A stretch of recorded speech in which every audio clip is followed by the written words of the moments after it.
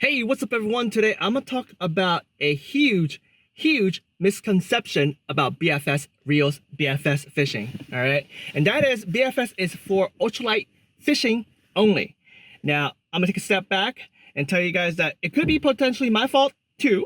All right, because it seems like my YouTube channel has been kind of blowing up for this niche style of fishing, especially in the US. And if you guys been watching my videos from the very beginning, I've been looking for a ultralight BFS, and I've been trying to look for the budget style, and then eventually I went to the JDM world and I started doing customizations. But most of the time I've been looking for that niche reel, and I've been emphasizing on how I want it to go super ultralight.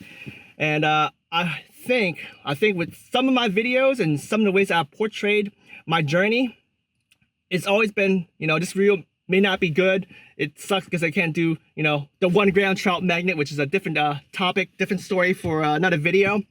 But yeah, I have to say that BFS is not just for ultralight, okay? Let me take a step back again and talk a little bit about where the term BFS came from. Now, BFS is a marketing term that says bait finesse system from Shimano to market their, their finesse bait casting reel. As you notice, bait finesse system. It never said anything about ultralight, okay? And I know when BFS first came out, a lot of folks tried to go into that ultralight niche. It's kind of like what I'm doing, but they go even crazy. They have the stream fishing style, tune it for ultralight only. And it's a huge misconception for those reels too, because people think now that BFS reel is only made to cast short distance and stream only, right? But with the growth of BFS reels throughout the last several years, I've shown in many of my videos when fishing with a light or heck even medium light, we would cast light lures to moderately heavy, power BFS, which is a different thing we could talk about in a different video, right? That BFS is not just made for ultralight, okay? And for some reason, especially in the bass fishing realm, people's like, I don't need that. Or, it's not necessary.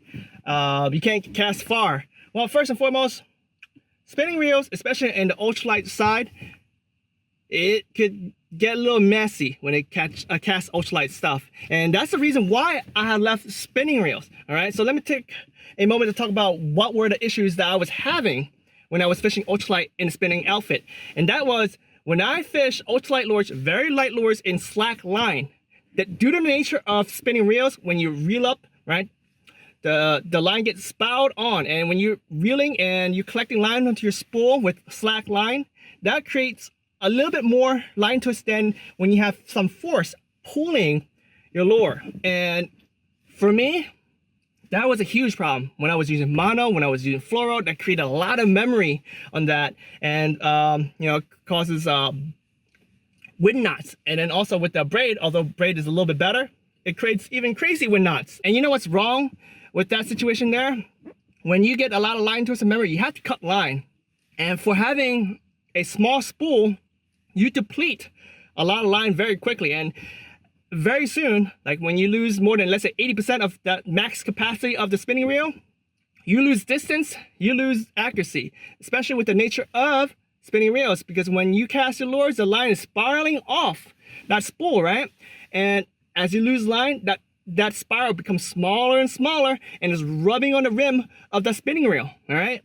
So that is why I got out of the spinning reel world, especially with the super light stuff, and went with the baitcaster. And once again, if you're throwing like super light stuff anyway, you're not gonna get that much further with the spinning reel. So, now that BFS is on the rise, and there's so much stuff that most people are learning, and there's so much other social media anglers out there showcasing their setups and their knowledge, I can see that the market is is rising very quickly. So hopefully with this misconception kind of got knocked out of the way, maybe more and more people will use it for not just ultralight fishing, right? Because like I said, it's not just for ultralight fishing. People will start using it for light tackle and medium light.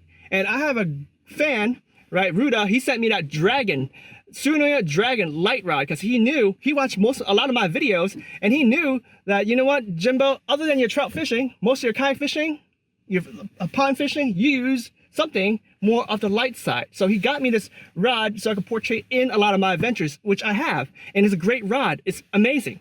So guys, don't just look for ultralight, or don't write off BFS because you don't use ultralight, right? Try it on the light side and the medium light side.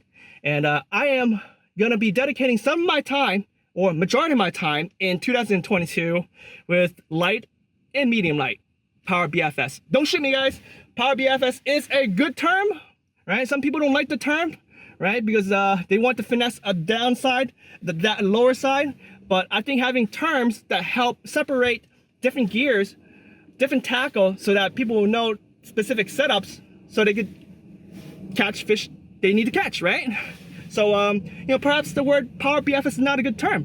Perhaps with the community growing, maybe we all could agree on specific terms, right? Because BFS reels, there's no standard, all right? Reel A, reel B could be totally different, but reel A not going down to the trout magnet level doesn't make it suck, right? It could be an amazing reel, like the Corrado BFS reel. Out of the box, you know, it doesn't really do trout magnet really well, but it is awesome, super awesome for 2 grams and up, right?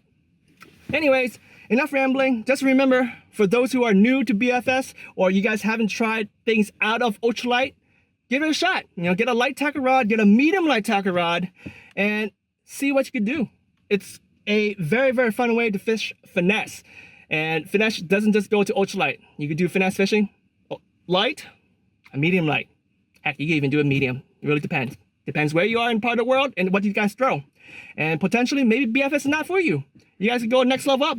You know, I want to see more long cast reels and reels like the Shimano Ultimate Barrett MGL 50. That would be pretty cool, yeah? Anyway, enough rambling. Hope you guys enjoyed this little video about Jimbo clearing up some misconceptions about BFS. And for those who are in the social media realm, let's do a little bit better. Let's figure it out. Let's figure out how to portray our videos a little bit better, and explanation of our videos, so that we could create an awesome, awesome niche.